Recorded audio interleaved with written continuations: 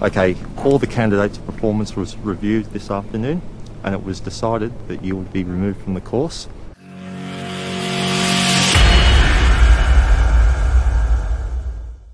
For 81, it's about proving to the regiment that he is not a boy, but a man. Don't think about it, because it'll psych yourself out, and when you think about stuff too much, you dwell on it, and then you get nervous, and then you doubt yourself. So it's better to just go in confident.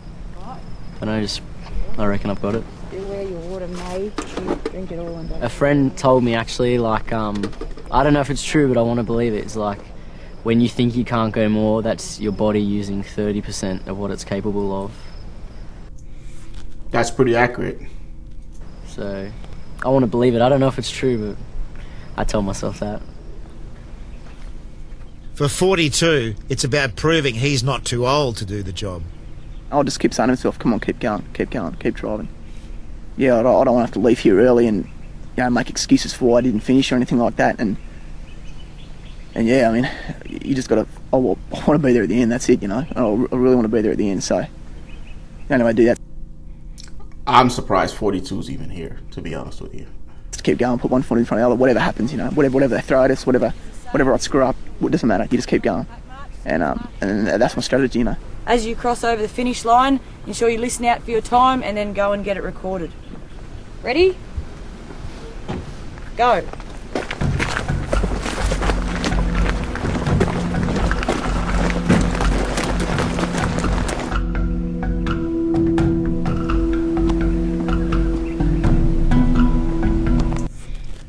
So there's several different techniques you can use on these forced ruck marches.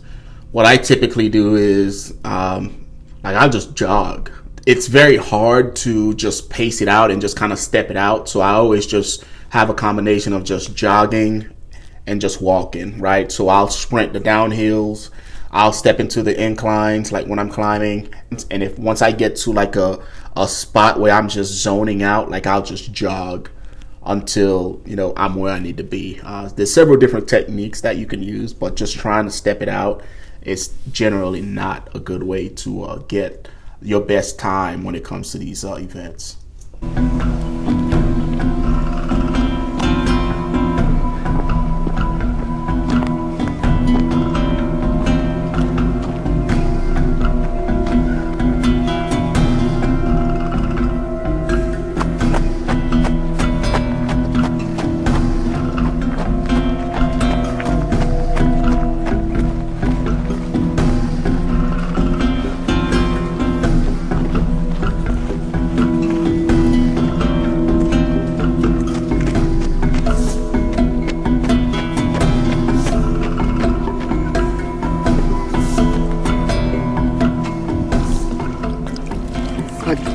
Getting there.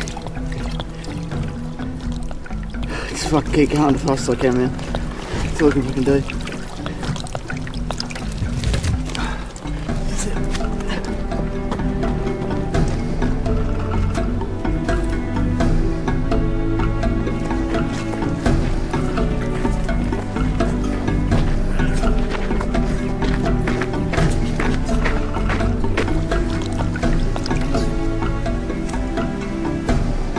Now at the halfway point, candidate 81 knows his situation is dire, and getting home in 3 hours 15 will be all but impossible. Don't quit. It's better to finish it and not pass and not finish it. Well, there's different variation of quitting. Just because you don't sign that piece of paper doesn't mean you're not quitting. If you're also not giving it 100% and just start feeling sorry for yourself, that's also a version of quitting. Just because you think you're going to quit, you can't do that all the time. Finishing's better than nothing. So I would disagree with that. Finishing is not better than nothing, right? I would say giving it 100% is better than nothing. Just because you throw a pity party throughout the entire thing just to get to the end doesn't mean that's better. And he has a lot left in the tank. He's not sucking like 42 was, right? So I'm not sure what's going on here.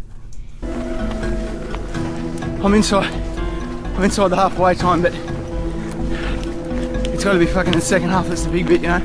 It's the home trip. And then fatigue's starting to kick in, so just got to kind of keep the momentum up, eh?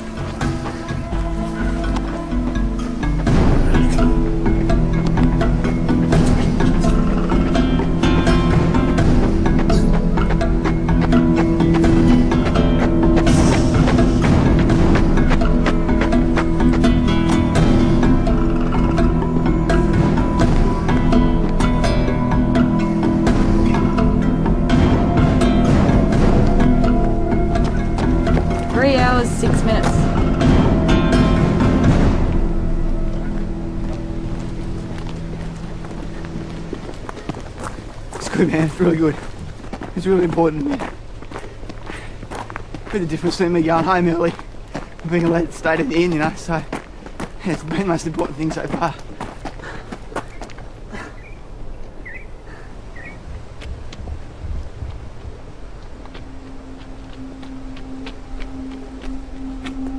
Three hours and 30 minutes. This segment is brought to you by GreenBeretChronicles.com, your one-stop shop for everything you need to succeed in the military and also your professional careers. You don't know what branch of the military to join? Jump on a call with me. You're having issues with your leadership, you're getting in trouble, you don't know how to navigate certain situations? Jump on a consultation call. You're going to special forces, you don't know what to do, you don't know the process, you don't know how to prep? Jump on the Patreon and check out the prep courses that I have for you on there. You've hit a wall at life and you don't know what to do or how to do it. Mental toughness, guys. Jump on a call and I'll use my 20 plus years of military experience, 15 as a Green Beret, to help you get over that hump and become the best version of yourself. GreenBeretChronicles.com. Check out the Patreon. All the links will be in the description box below. Speak with you soon. Yeah, so 81 quit on himself. All right, you can just tell by his attitude that he just wasn't in it. He definitely quit on himself.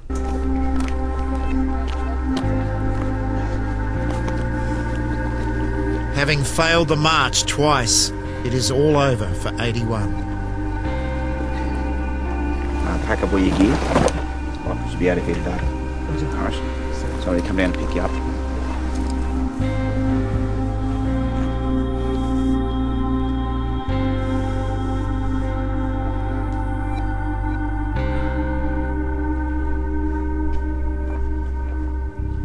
Having the physical fitness and mental resolve to stay on course does not guarantee selection, nor does passing the required tests.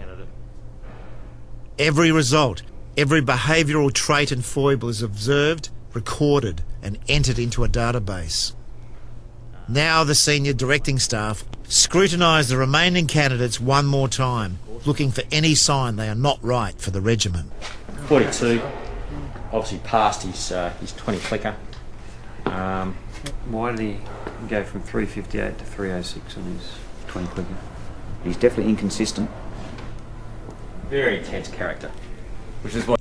So you'll see that a lot of time, and a lot of time it's because guys are saving it for later on, like they're pacing themselves, right? And cadres can pick up on that stuff because you're not supposed to be pacing yourself. You're supposed to be giving 100% at all times. And when guys start to try to pace themselves to make sure that they can make it through the rest of the course, they'll pick up on that real quick, and they'll just show that you're inconsistent. What your comment was in that front sheet there, saying that flustered maybe potentially. Yeah, definitely. To be honest, if I was going to remove anybody, it'd be this bloke and there's one other. I just don't think he's got it. He has been struggling on his physical training up until this morning's effort. Do we persevere with him?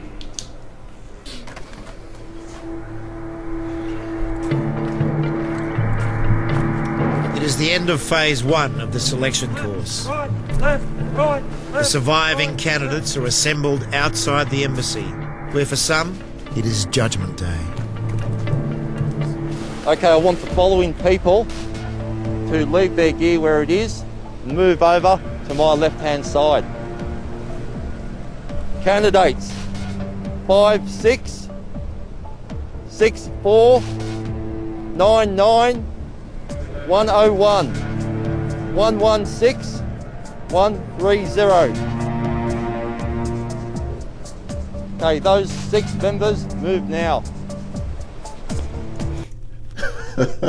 So at this point, you don't know what's going on. You don't know if you've been selected. You don't know if you're moving forward. You don't know if you're getting dropped. Like, you don't know what's going on. All right. The look on that guy's face is also universal, because I remember this vividly. Whenever we were done with our selection process and they split us up, there was a group in the auditorium, and then there was a group they called outside. And you're sitting there, and you start looking around, and you start seeing who's to your left and who's to your right, and you start, thinking about, oh, that guy performed all right. That guy was, in front of me in the ruck. That guy was behind me on the run. Like, okay, if he's getting selected and I'm in this room, then I got. So you start wargaming it, right? You don't know what's going on, and that look is universal because it happens the same way with us also. Everyone else, remain where you are.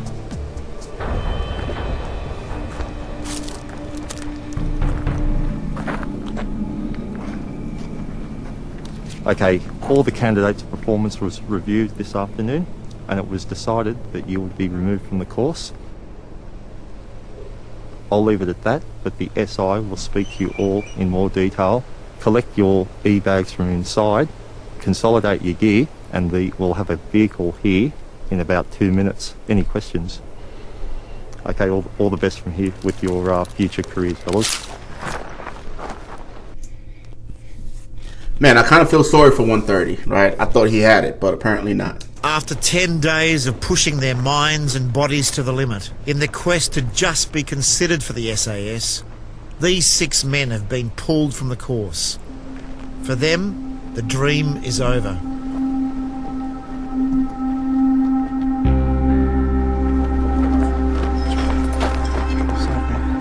I've been removed for not meeting performance standards. I honestly didn't expect it. Left a little shaky by the experience. I'm pretty shattered. I really wanted this. I want to fit in, and I thought I was good at it, but they seem to have picked up that I could never fit in, and I think that's where the problems come from. Now, when this happens to you, just understand that it's not the end of your world. There's more out there. There's still something out there that you're meant to do. Don't let this be the reason why your life unravels, right? Take your time to grieve, get your shit together, and get back on the horse and figure out what's next for you.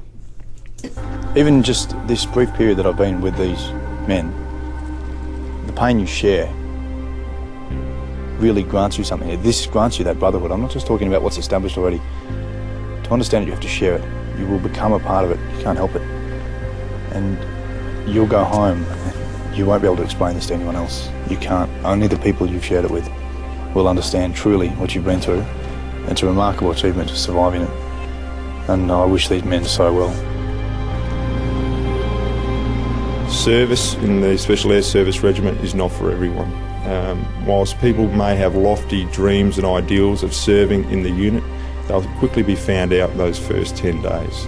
That then gives us the ability to focus on those individuals that we think have potential in a bit more of a detailed approach. Less than 70 men remain. Amongst them is candidate 42, who's been given a reprieve. Now the business end of the course is about to begin.